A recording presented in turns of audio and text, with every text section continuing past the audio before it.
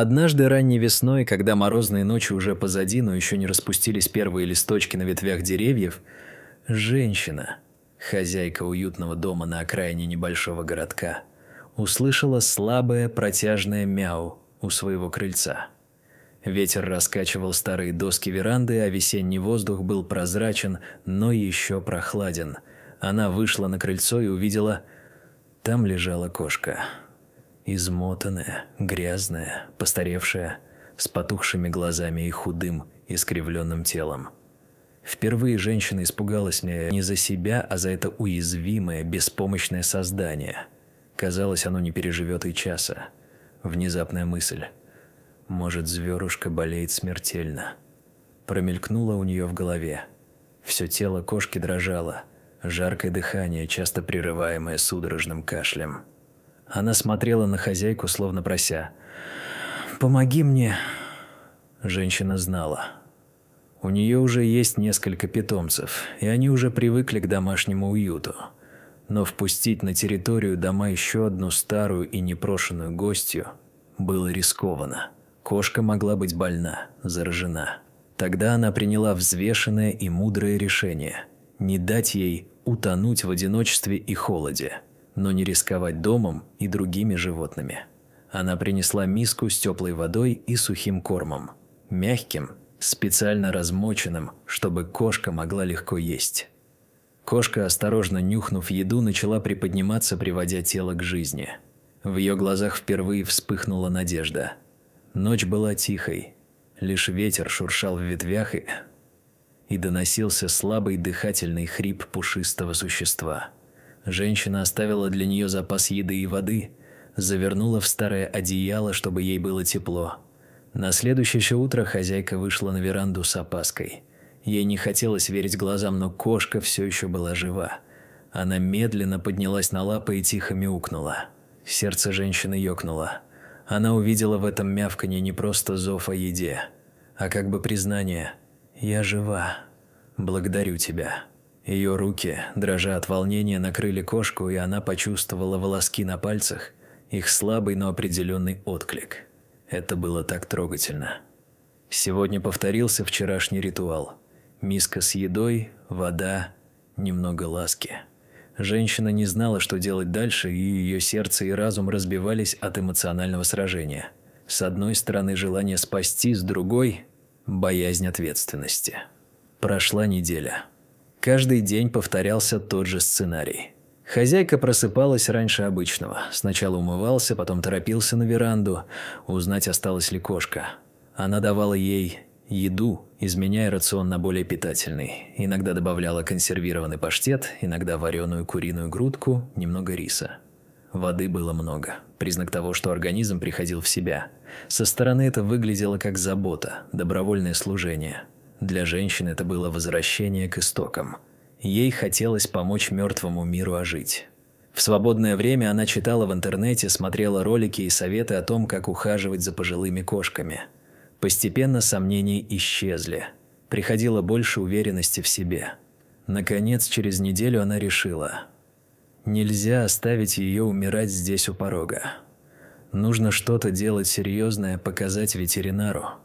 Женщина взяла кошку на руки и заметила, как та сгибается от слабости. Было тяжело даже поднять лапки. Это было сердечным ударом. Она сложила ее в теплую переноску, опустив внутрь мягкую ткань, словно говоря: «Я с тобой, малышка. Поехали вместе». Ветеринарная клиника находилась неподалеку, но дороги пересекали ров, где еще оставался снег, а обледеневшие дорожки сверкали, вызывая беспокойство. Женщина все время говорила кошке нежным голосом: «Держись, все будет хорошо».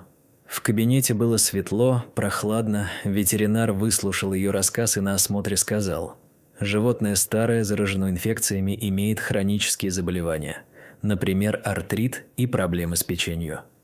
Диагноз требовал дорогостоящего лечения и вакцинаций. Женщина скончала голову, но потом решительно сказала: «Хорошо, делайте все, что нужно, назовите сумму». Она вынула все имеющиеся у нее деньги и сказала, что готова заплатить. Началась долгая и ответственная серия процедур.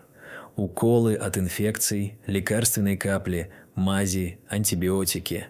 Каждый день новый укол, новая капля, новая домашняя процедура. Женщина ушивала график лечения как свое высшее обязательство. Кошка перенесла это все тяжело. Из-за возраста и ослабленного организма ей было больно. Были дни, когда кошку рвало. После укола она не шла. Задыхалась, плакала, но стояла рядом, обмахивала веером горячие ушки, увлажняла ей дыхательные пути. Эти моменты особенно обнажали душу женщины, ее обостренное сочувствие, достоинство и волю. Через 2 недели лечения женщина заметила улучшение. Кошка стала пить больше воды, ее шерсть стала чуть менее грязной, расческа отреставрировала первый проблеск лоска. Она завела ее в дом, на самое мягкое кресло, накрыла теплым одеялом. Кошка сначала осторожничала, озиралась, но потом медленно начала исследовать новое место. Несколько дней спустя она начала посещать лоток. Этот первый самостоятельный акт показал, что работают лекарства и восстановление идет. В радости. Женщина тихо подпрыгнула и сказала: «Молодец, ты смогла», и обняла ее мягкую спинку. Наступило утро, потом другое, и кошка начала ходить на веранду, туда, где начиналась вся их совместная история. Сначала она медленно ступала, поднимая лапки и прислушиваясь к каждому шороху. Ветер легко дул, струйками залетали розовые цветки вишни. Кошка выглядела так, словно испытывала всю гамму ощущений впервые за много лет. Запахи, звуки, ветер. Женщина наблюдала за ней из окна с чашкой травяного чая. Сердце наполнялось гордостью и умиротворением. Она испытывала благодарность судьбе и радовалась мелочам. Она идет сама. Она дышит свободно. Ее глаза живые. Жизнь не любит бессмысленности, но порой дарит светлые завершения. Это и было тем концом, который придумала женщина. Она знала. Старость неизлечима, и каждому существу уготован свой срок. Но она не собиралась смотреть на начало конца без участия. Они вместе с кошкой проживали последние ее дни в тепле, уюте и заботе. Каждый вечер женщина подносила плюшевую кучку одеял, тихую постель, потом садилась рядом и читала ей вслух что-нибудь. Старую сказку о маленьких животных, истории про цветы и солнце, нежную философию о дружбе. Кошка слушала, зарылась носом в ее ладони и слегка помурлыкала. Иногда кошка просыпалась ночью, вздыхала, и тогда женщина брала ее на руки, гладя шерсть и шепча: «Я здесь, ты не одна, я с тобой». Это были последние аккорды их общего концерта, нежные, но полные любви. Прошло несколько месяцев. Кошка тихо заснула в доме с мыслями о тепле и безопасности, которых она почти не знала раньше. Женщина долго сидела на веранде, смотрела на пустое кресло у окна, на весенние ветви, вспоминая ее мягкий силуэт, тихое «мяу» по утрам и серебристое мерцание шерсти. Она гордилась. Не спасать мир, не изменить глобально, а помочь одному существу, дать ей последние дни, наполненные любовью. Это был ее подвиг, подвиг доброты.